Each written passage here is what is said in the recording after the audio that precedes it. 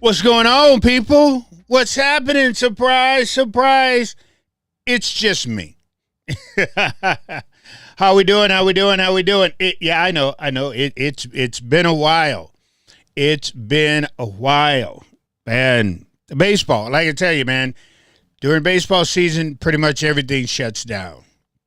Pretty much. Plus, I've been sick too, so that adds it. I could have come down here on a couple occasions, but I was like, nah, I'm good. I'm just gonna hang it up for right now, and we'll catch everybody some other time. But how we doing, people? How are you? Yeah, I missed you. Just want you to know that right now. I missed all of you. I missed you. But I was able to talk to some of you on this thing they call Twitter. I was able to talk to a few of you on this thing they call Twitter. I think I made everybody mad today. It's funny to me how, again, when you don't agree with someone, they decide that they have to take this thing to a total different level, right? When you don't agree, or if you don't get on board with the way they think or how they think, then everything is just completely messed up and tore up, right? I mean, that's usually how it works. I mean, all hell's gonna break loose, and we all gonna go to hell because we don't believe in the way somebody else decides that we should be thinking. Sorry, just don't work here. That doesn't, no, there's not going to work here at all. Not happening. But anyway, I ain't got too much to talk about, even though there's a lot out there I could talk about, but like always, I don't like talking about stuff that I don't know about. Then y'all can tell me, then hold on. Then you all can tell me that, I'm wrong and I did this wrong or I did that wrong and you're not right. Everybody was upset at me today because they're on Twitter. Shocking, I know. Elon Musk. On his page, Elon Musk decided, I'm just going to let the racists be racist. No, trust me when I say that. That Elon Musk have made sure that those type people, hold on, I'll show you in a second. Those type people get their 2 cents. 2 cents in this whole thing. So, anyway, I'll show you this dude, Michael Savage. What did Michael Savage has to say? Let's think about this for a second. I found it. That's what I was looking for. I'm just going to get right into it today. I'm not even going to beat around the bush on this here subject or this situation. But it's always funny to me that you have to piss a group of people off, right, in order to get them to talk about race. They'll talk about race any other time, right? They'll bring up this 1350, right? That's one of the new things that people have been. What is 1350? That 13% of the population is black folks who are 50% of the crime. They love to talk about that. Boy, oh boy, do they love to bring that stat up. But when you start bringing up other stats and you start showing them things, they kind of get mad at you and get upset, right? So this dude, Michael Savage, right? So Michael Savage asked a question. I'm going to answer that question for Michael Savage and many other people who maybe was wondering. I don't know sometimes. I just read Twitter and I read the things that people say on Twitter. A lot of people are not really fond of the black folks these days on Twitter. That's a fact. I can prove it to you. Y'all know that. But Michael Savage here, let's do Michael Savage, asked a question. And Michael said, Mike, this dude right here,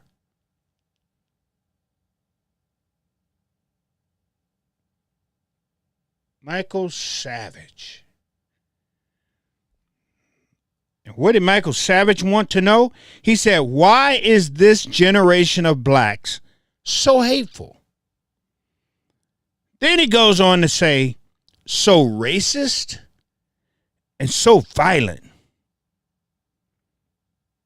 He said, was not like this when I was young. Who poisoned their view? That's what Michael Savage wants to know. Why is this generation of blacks so hateful? No, Michael Savage, let me break this down for you. Okay? This generation of blacks is not hateful. This generation of blacks are more of a Malcolm X conscious. Because let me do this here. Because I know a lot of y'all did not listen to rap when rap music first came out. What you have to understand is a lot of us, who baby boomers, as they call us, who grew up on rap, became conscious of a lot of things black because of rap. That's why the studios and the people who sell the rap, that's why they had to cut it out. That's why they had to stop these conscious rappers. Because a lot of us, black folks, who were not taught black history, not the way that we learned it through them, we all start going, hey, nobody taught us that in school. No, we didn't listen to that in school. And that got us to thinking. Not only did that get us to thinking, but that got us to searching. Not only did that get us to searching, that got us to reading, to understanding, and started realizing that that watered down history that they gave us in school wasn't for us. And a lot of us who are conscious start teaching the kids a different mindset. More of a Malcolm X, more of a Black Panther mindset, more of a Black theology mindset.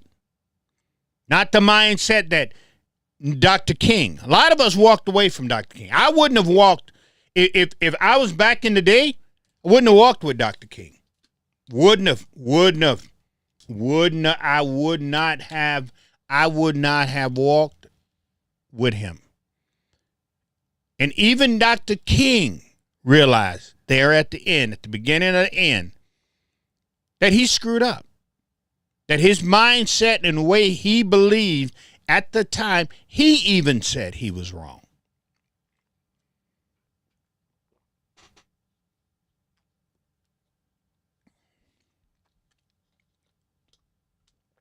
He even said he was wrong.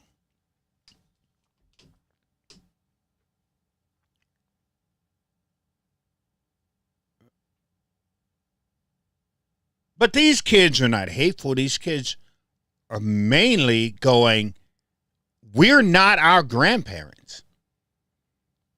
We're not the ones that docile and we're just going to sit back and we're just going to watch the world revolve around us.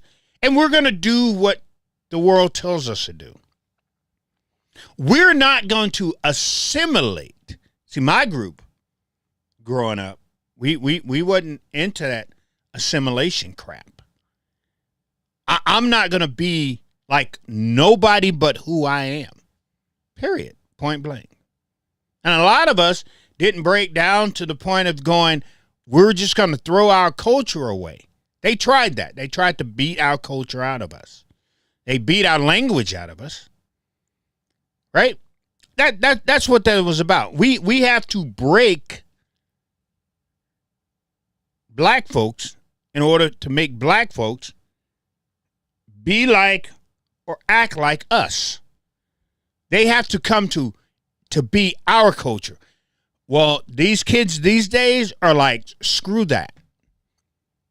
We are going to be who we, even though people look at it, oh, they ghetto, they're violent, they're hateful, and all this here type of stuff. That's what they like to name, put these names on these kids. But these kids are just being who they want to be. They don't want to turn over, and like I said, they don't want to assimilate to nobody. So it's not hateful.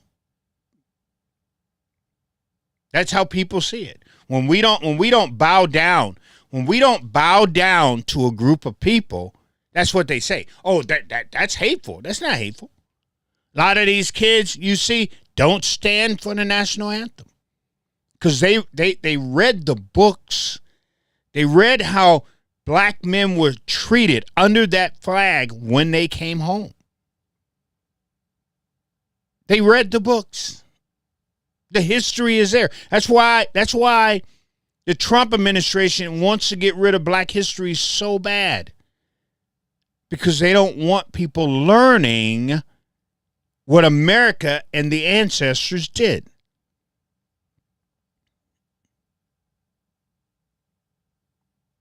So no, they're not being hateful. They're just being them. They realize that I am not my grandparents. See, my grandparents were fighting for something. And in order for them to get it, they had to be nice to people. Correct? No, they did. They had to follow Dr. King's mindset. Right? Someone punched you, nonviolent. I sat at a counter and asked for a plate of fries. And if the people standing behind me, which are white people, don't want me sitting at this table until they gave me fries, they can beat me.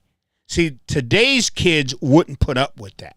There will be a rumble, a riot, if you put your hands on these kids these days. We taught them that. Gone are the ways of Dr. King. Nobody listens to that crap anymore. That was his dream. Notice he said, I have a dream. That wasn't my dream. That's not how I dreamt. That's not how I came up. That's not what I believed. That's not how I say. I have always been militant. I've always believed that we as black people should have walked with Malcolm X. I always believed that we as black people should have listened to Malcolm X. We shouldn't have listened to Dr. King. You stick me, I stick you back. You put your hands on me, your fingers are broke. Period, point blank. Period, point blank. But we didn't go that route. So now you see these kids out here, and yeah, some of them are really rowdy. Don't get me wrong. I'm not here to say that these kids are great kids and all this. I didn't say that. So don't try to tear my words up and mix them around. But what I'm saying is, he asked a question on that. I'm gonna get to Mitch in a second. Hold on. I'm gonna get to Mitch in a second. I love messing with Mitch. Mitch. So Mitch, let me try this again. How do they speak for all?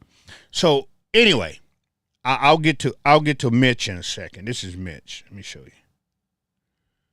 Mitch Berg. Y'all know him.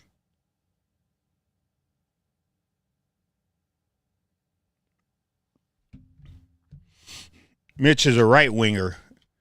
Mitch is a Republican who here in Minnesota, and the Republicans in Minnesota are just pathetic. No, seriously, when I say that. And I'll show you exactly what I mean when I answer Mitch. So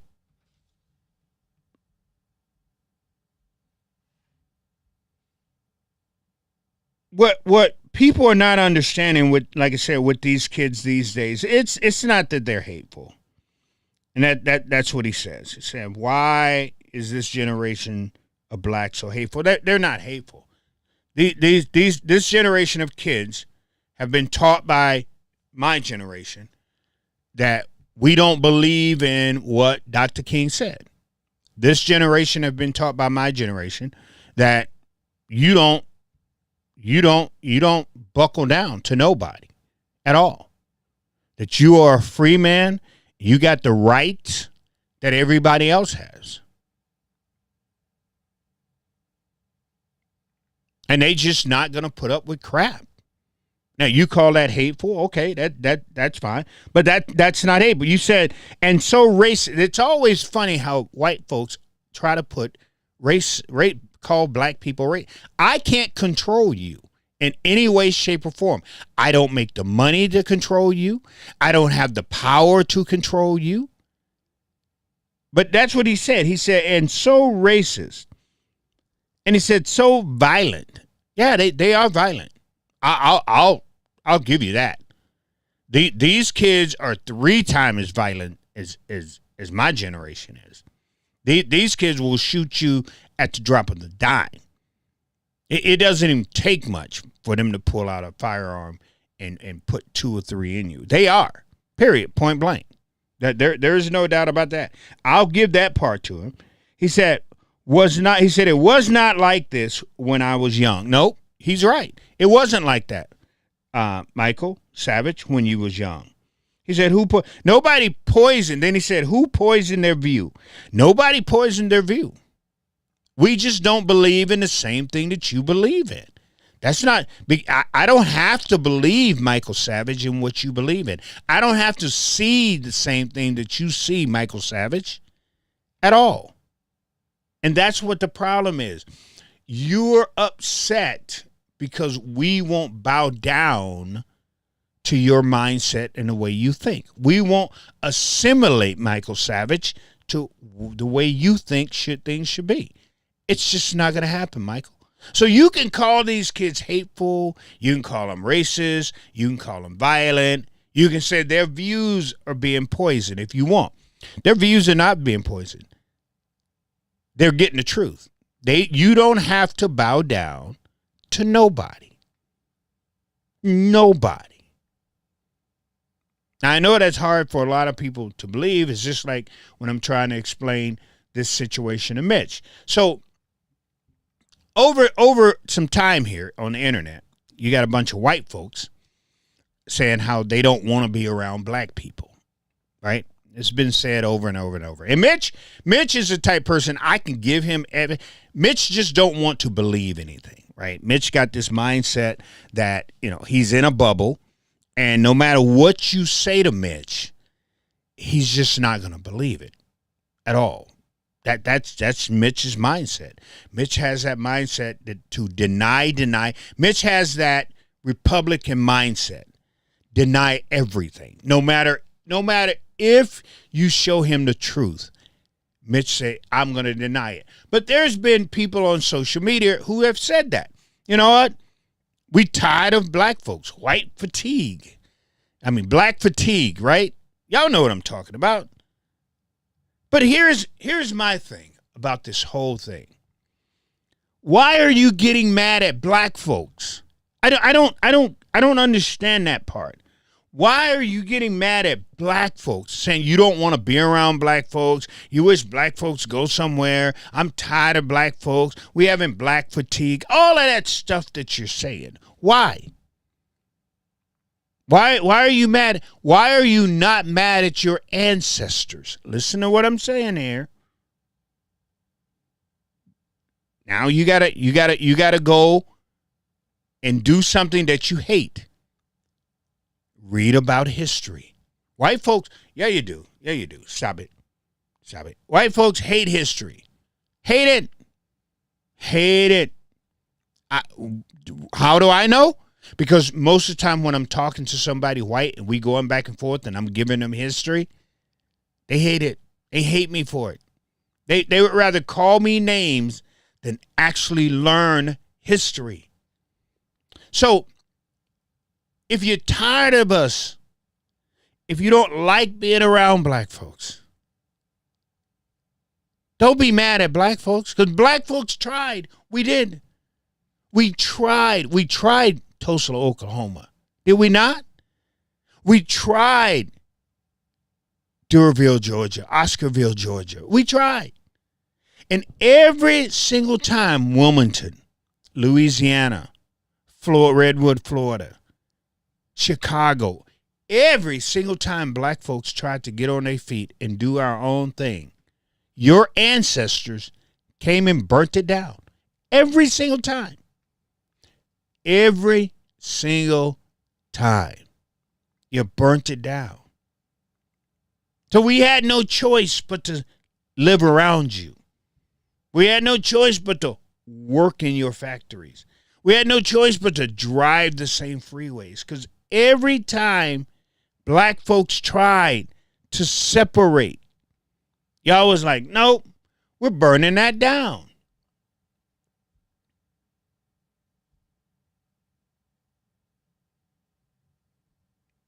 We're burning that down. And you did. Correct? Not you, but your ancestors.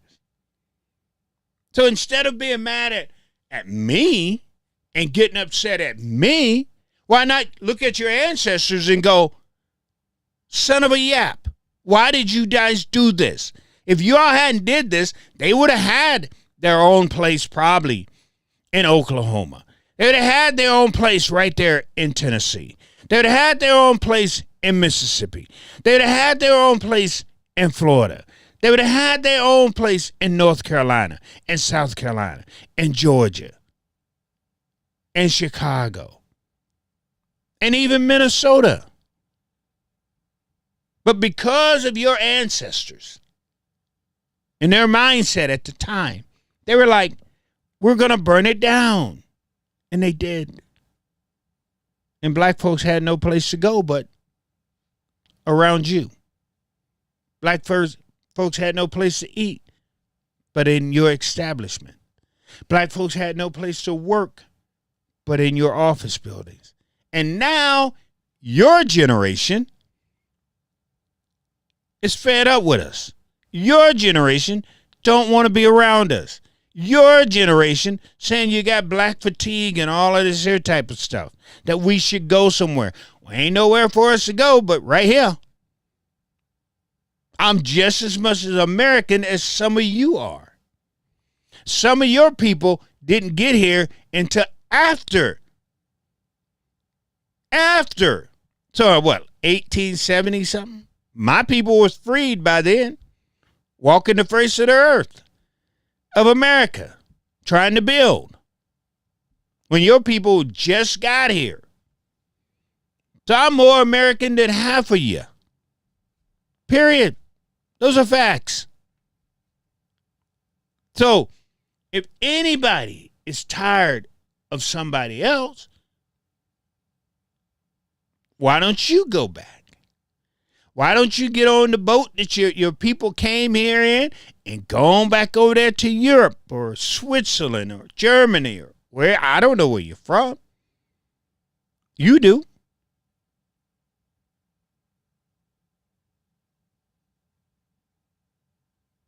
But we tried. My ancestors gave it everything they possibly can do to make sure that they started something and tried to build something. I tell people who sit there and say that, go check the history books. Because that's where you're going to get your answers. When you want to know why do black people have to be around you, go to your history book. Why are we the way that we are? Go to your history book. Why do we have problems with the police? Go to your history books.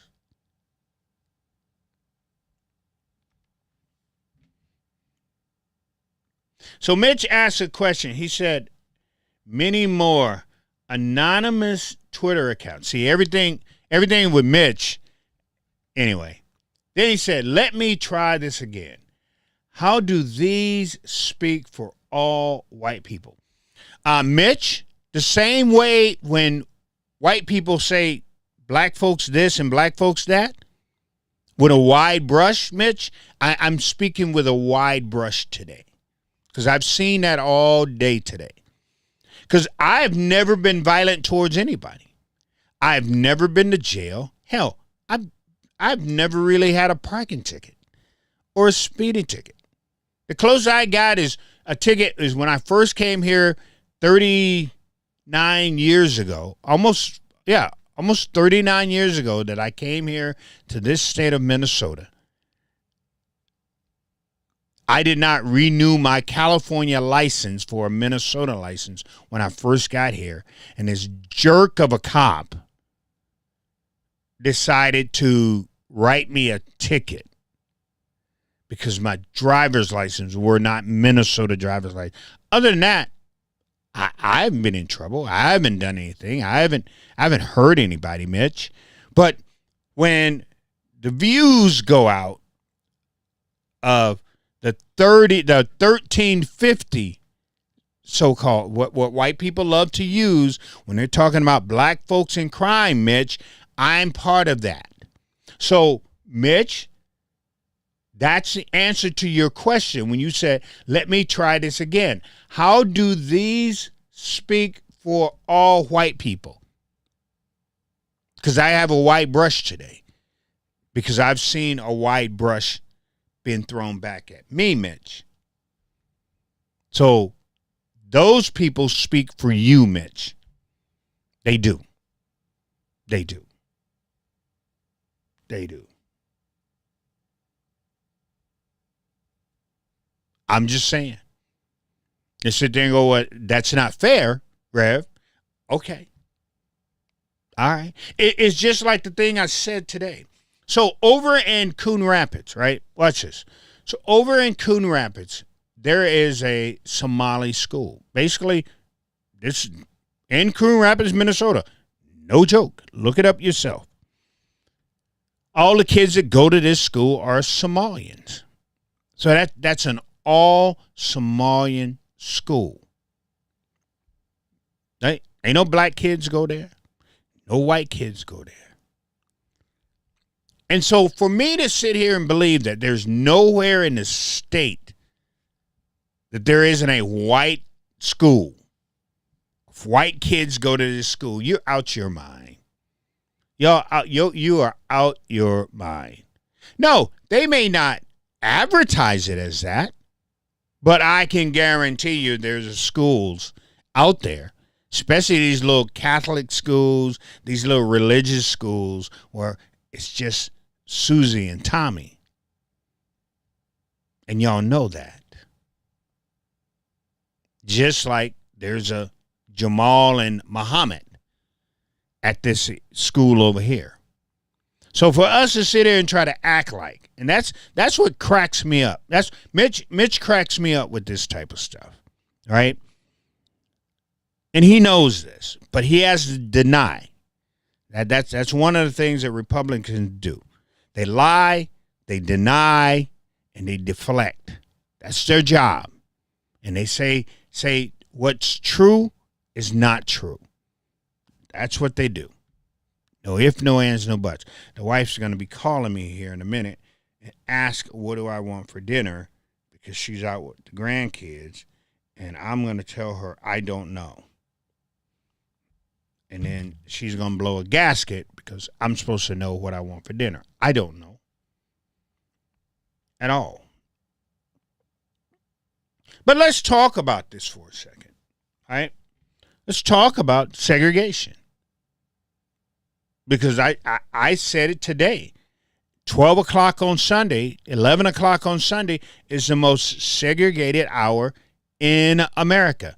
I was going back and forth with, what's his name? Reggie. So Reggie tells me that in his church in Woodbury, I think it's Woodbury. So Reggie's a black man. And so Reggie says to me, in my church, there's him and his wife, I think, and two other couples, right? And so he's trying to make a point that because there's 4 black people in this church, it's not a whites only church. Well, if Reggie don't go one day, well, Reggie and his wife don't go, and then this other black couple don't go to church, that would be considered a whites church. That church is all white now. But because Reggie is in there for 5 minutes, now that church is not. Get out of here. That's the most segregated time in America. You got your white church and you got your black church. All of a sudden, a couple peppers, a few flakes of peppers fall up into a church, and then all of a sudden, it's not white anymore. No, that's not true. That's just not true. It's not how it works. Right? Just because Reggie goes to a white church, that's what it is. I guarantee you, it's a white sermon. I guarantee you, they sing white songs. That's a white church. Just like my church. It's a black sermon, and we sing black songs. That's a black church. But, we got to play that game with people. Bottom line comes down to it, like I said before, I don't beat around the bush. I don't try to beat around the bush. I'm straight up in what I say. And I'll say it again like I always say. If you think I'm wrong, you're welcome to come on here anytime, in any place. But the whole thing started, right, today because somebody posted something about a group of kids who had was graduating. And these kids just happened to be Somalis. But the week prior, remember, 3 weeks ago, everybody was complaining about this graduation where they had these kids, an area where once they're done getting their diploma, if they wanted to act up, they could do that. Everybody got all upset. They got all upset because these kids was over there cutting up. Well, here's my thought. And then, right, here's my thought. If you don't like that, don't watch it. Don't look at it. Just keep going like you usually do when it comes to race and racism. Just because you don't bother people then. Just keep going. But here's my thought. Why not? If black folks want to do graduation this way and white folks want to do graduation this way, have 2 separate graduations. I'm all for it, man. If what we do triggers you that much, then let's have 2 different types of graduation. Because we're going to do what we do, right? There's no simulation, so you can cut that shit out. We're not simulating to nobody, no how, nowhere. Never going to happen. It's never, hold on, it's never going to happen. So at this point in time, let's say that. If there's a graduation, they have a black graduation and go ahead and have the white graduation. I'm good with it. I'm good with it. I'm good with it. Then we don't piss nobody off with our antics. We don't piss nobody off if somebody wants to moonwalk across the stage. We don't piss anybody off if someone wants to scream, because y'all know we will, when their kid is getting a diploma. Now, they tell you, don't clap after everybody. Well, I guarantee you, if black folks had their own graduation, it would be hot up in there. Because people are going to be screaming, they're going to be yelling, they're going to be clapping, they're going to be calling their kid's name and all that. And I don't see anything wrong with that. Now, if a 2-hour graduation turns into 4 hours, no different than being in church. No different than being in church. We do 4 hours of church on Sunday like that. No problem. So why not? At this point. No, seriously, why not? Think about it. Why not? Why not? Y'all have it just like when they had the proms down in Mississippi. They had a black prom and they had a white prom.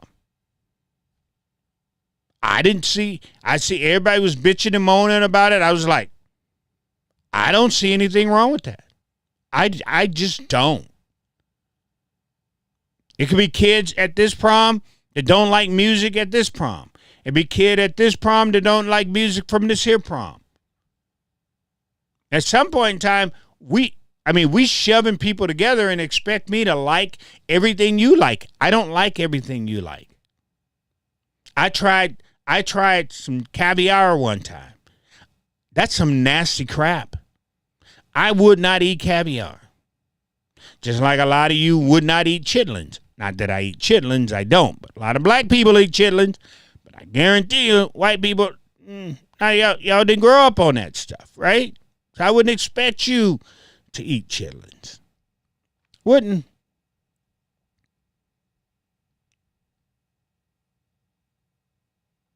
So I guess sometimes we have to be smart about the situation that's happening.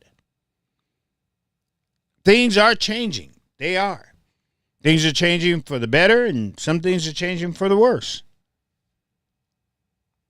But the bottom line comes down to be, what are we willing to put up with?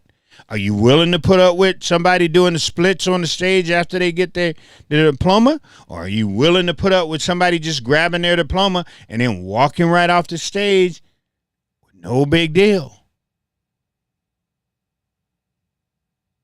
We don't do nothing pretty much the same. It's just not going to happen. And no matter how much white folks woof about what black folks doing, we're going to keep doing what we're doing. It's just going to have to trigger you. And Mitch, he said that's the question. He said, not are they trolls on social media, but where do you get the idea that they are a minority?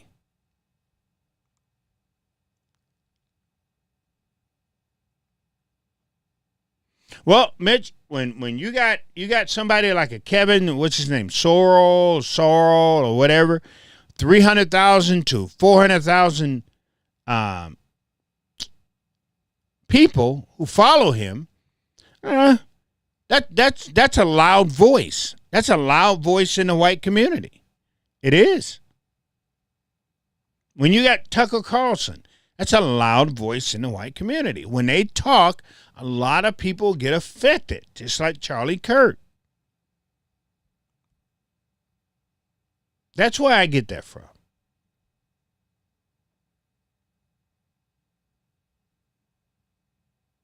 That's where I get that from.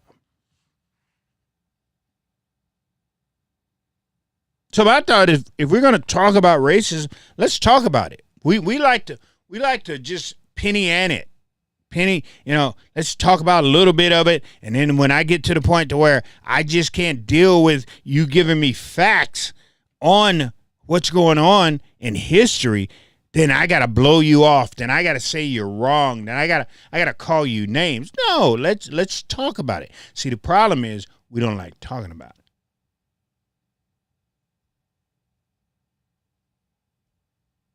We don't like talking about it. Okay.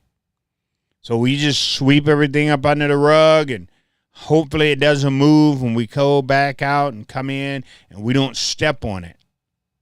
That's what we do. There's nothing you can do about that. Right? There's nothing at all you can do about that. But that's my 2 cents on this whole this whole thing with going around that white folks don't want to be around black folks. I agree.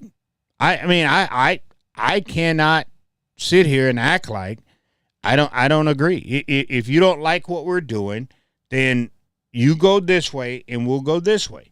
If you don't like what we're doing, then stop looking for it and stop tweeting it or posting it and just leave us alone. Because at the end of the day, if you think about it, we don't really bother nobody, right? Jane, what's her name? What's that old white lady name that does race relations? When she asked that room full of white people, stand up if you want to be black. Nobody stood up. People was like, you're out your mind. So nobody stood up, right? And then what she did is she had everybody basically come in the room. And so the white folks can get a good look at them. Like they was chattel slavery. She asked the same question again. Nobody stood up. And she said, you know why you didn't stand up? She said, you know what's going on.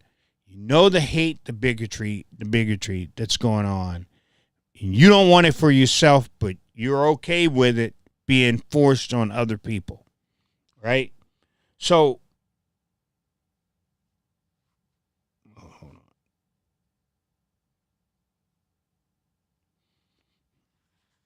So,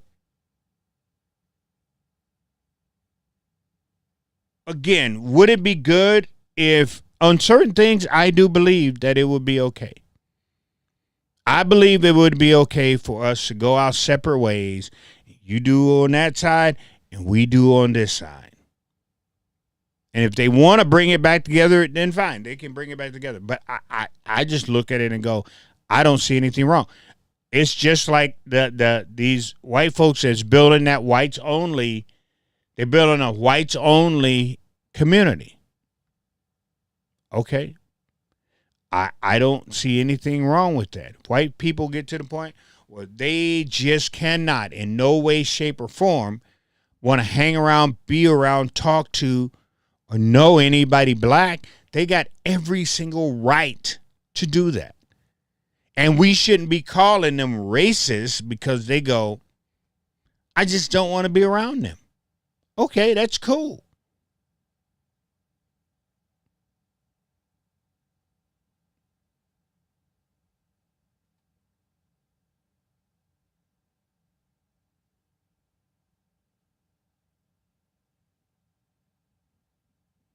So,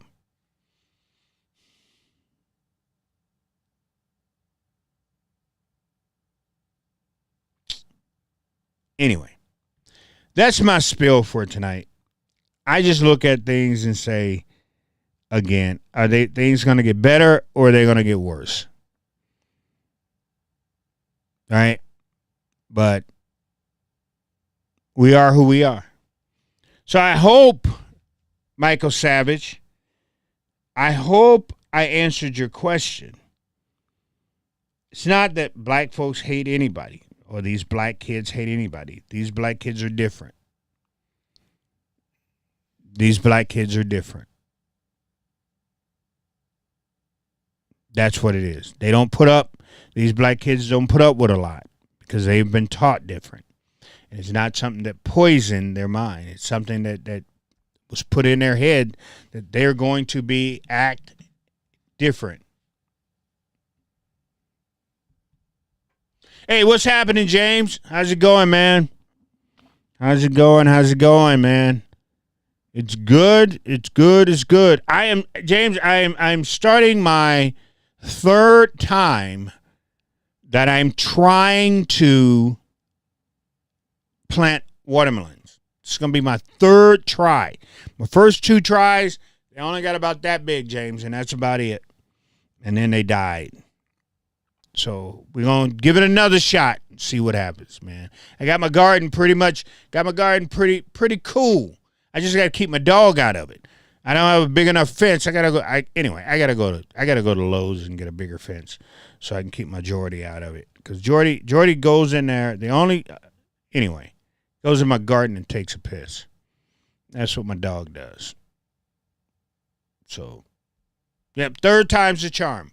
But anyway, that's all I had to say tonight, and I hope I've answered Kevin's question about black kids, about hate, about race, about racism and about violence.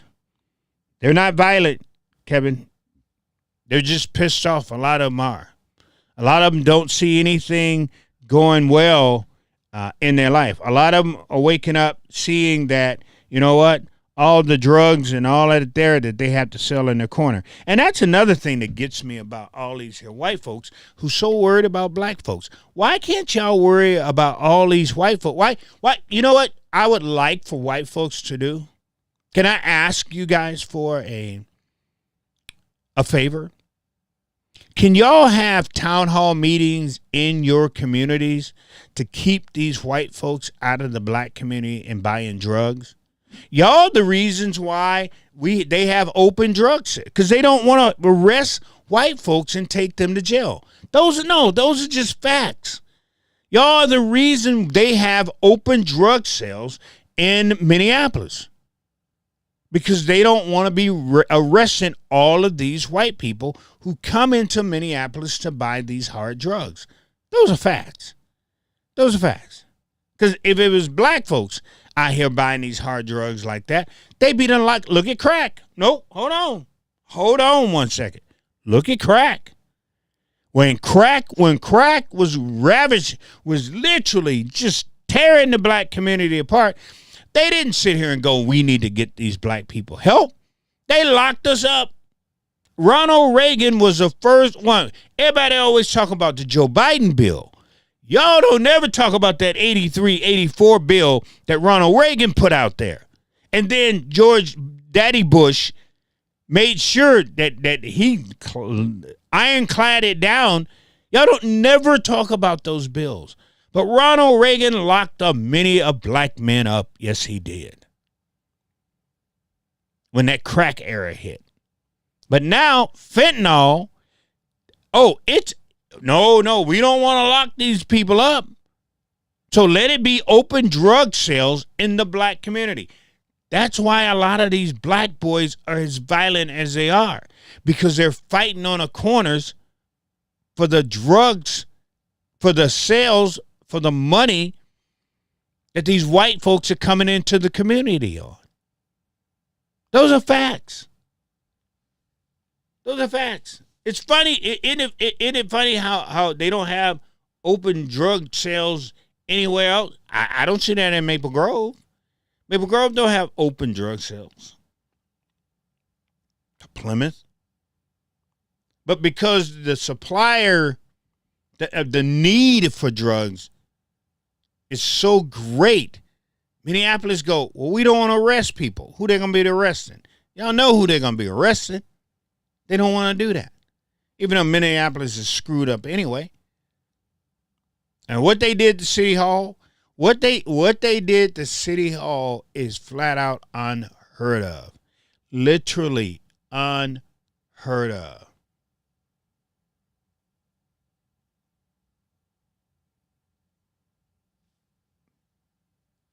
What they did to City, but that's Minneapolis. That's Minneapolis. And I'm not even going to go into that. I'm going to leave that alone. I've been on here long enough.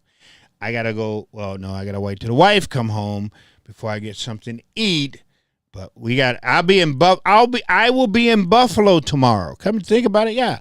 So I'll be in Buffalo. I'll be out there with Dusty on. Hold on. Let me back up. I'll be out there where he's at.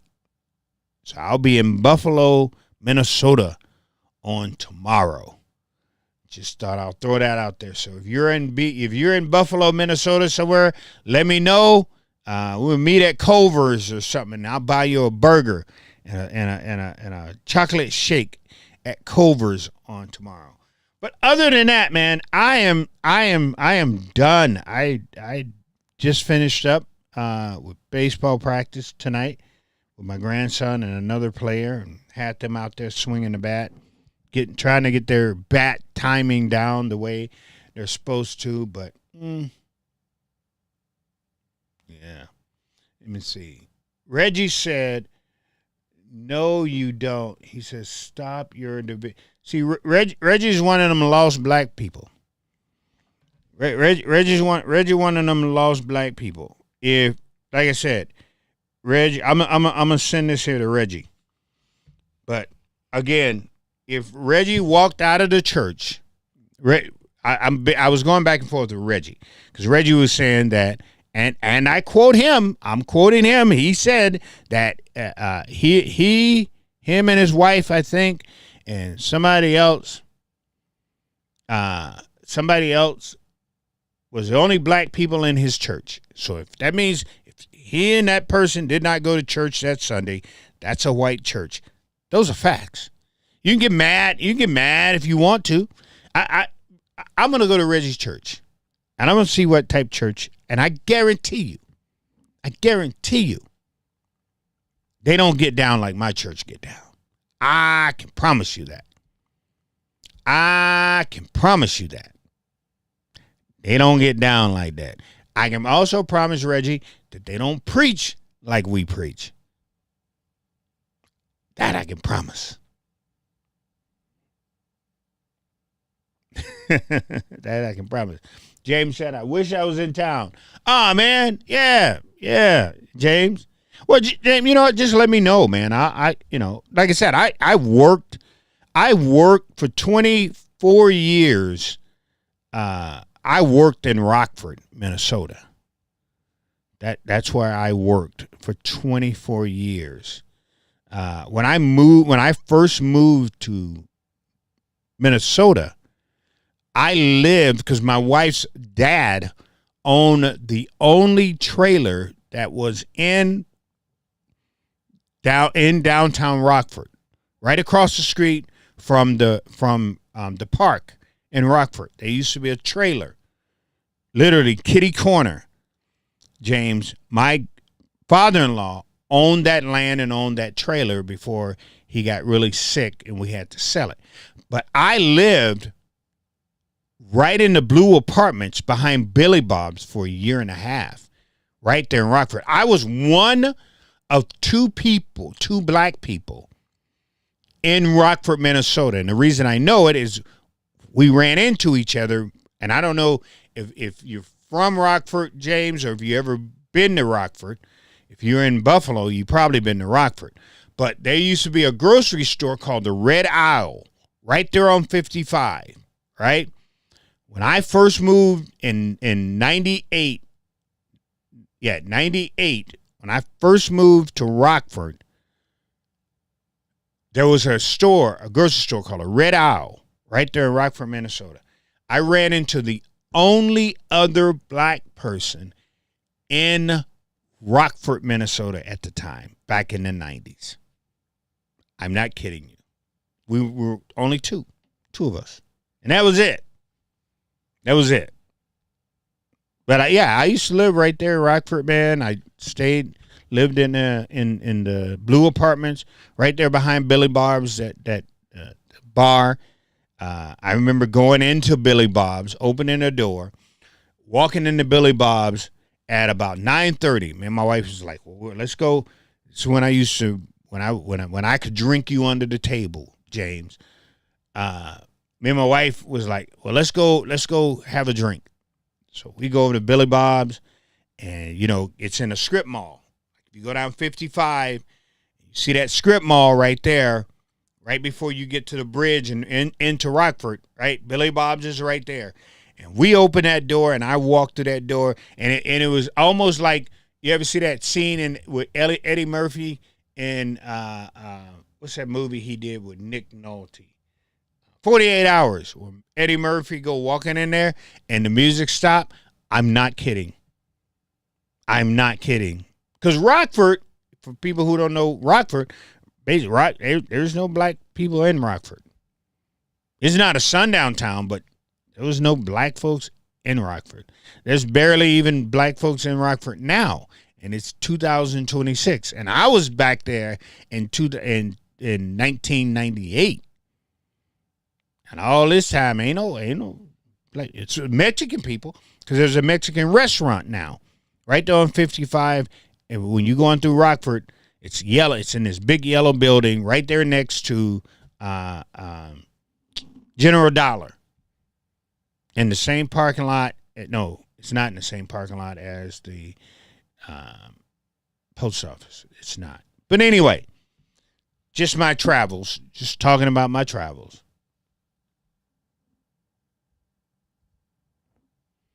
Yeah, man. Yeah, not anymore. No, James, because like I said, there's some Mexicans in Rockford now. They own that Mexican restaurant, right? That Mexican restaurant that's in Rockford. If you ever go through Rockford, so it's not pure white anymore, James.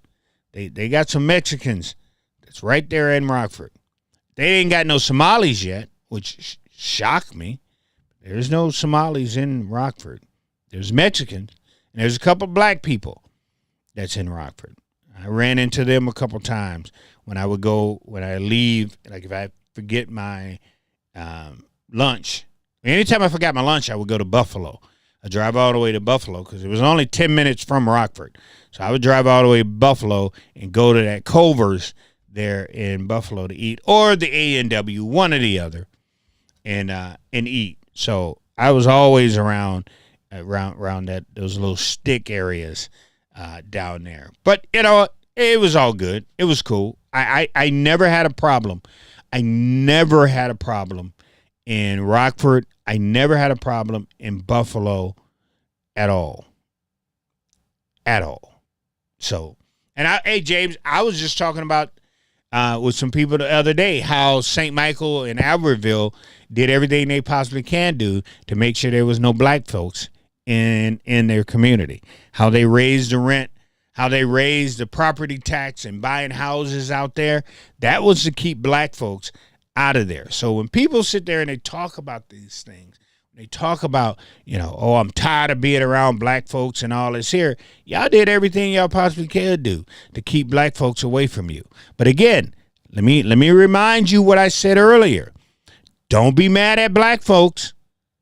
Be mad at your ancestors, because your ancestors are the ones that every single time black folks got their feet on the ground, that black folks tried to build, black folks tried to move on from everything that your ancestors done to us, it was your ancestors who burnt it all down.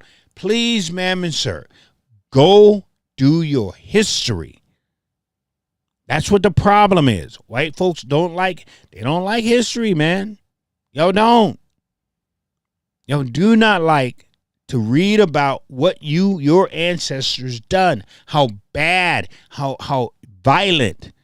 When Michael Savage calling black kids violent, dude, do your history. When you call black kids racist, dude, do your history. No, Michael, everything you just said in your tweet about anybody else, your ancestors was that 12 times over.